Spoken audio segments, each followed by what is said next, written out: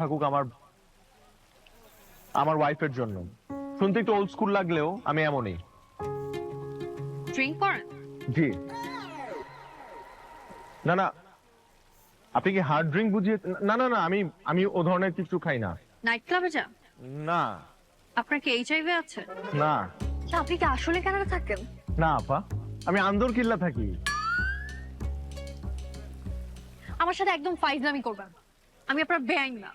Sorry, দেখেন আমি Canada citizen, আমার কাছে পাসপোর্টও আছে। আপনি যদি চান আমি আপনাকে সেটাও দেখাতে পারি। কিন্তু আমাকে নিয়ে আপনার এত সব সন্দেহ হওয়ার কারণটা কি?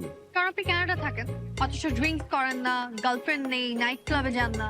ব্যাপারটা আমার কাছে নর্মাল লাগছে। দেখুন, একটা মানুষ দেশের বাইরে থাকে তার মানে তার এসব থাকতে হবে এর কোনো মানে নেই। আমি একজন পিওর মুসলিম। Thank you. আরো খাবার আছে না?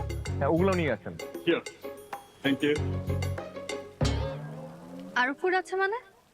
আপনি কি আগেই খাবার অর্ডার দিয়ে রেখেছেন? জি। আমার কি পছন্দ অপছন্দ না জানি আপনি আমার জন্য খাবার অর্ডার দিয়ে দিলেন। মানে বিষয়টা অনেকটা নিজের পছন্দ অন্যের উপর চাপিয়ে দেওয়ার মতো হয়ে গেল না? না মানে আমি তো ঠিকঠাক মতো জানি না আপনার পছন্দ অপছন্দ কি, তাই আমি মেনু থেকে মোটামুটি সবকিছু অর্ডার দিয়ে রেখেছি।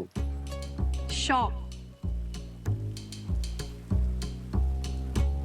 সব খাবার অর্ডার দেওয়ার বিষয়টিও আমার পছন্দ হলো, কারণ এইটা একদিকে অর্থের অপচয়, আর অন্যদিকে আপনার নিজেকে জাহির করার একটা চেষ্টা।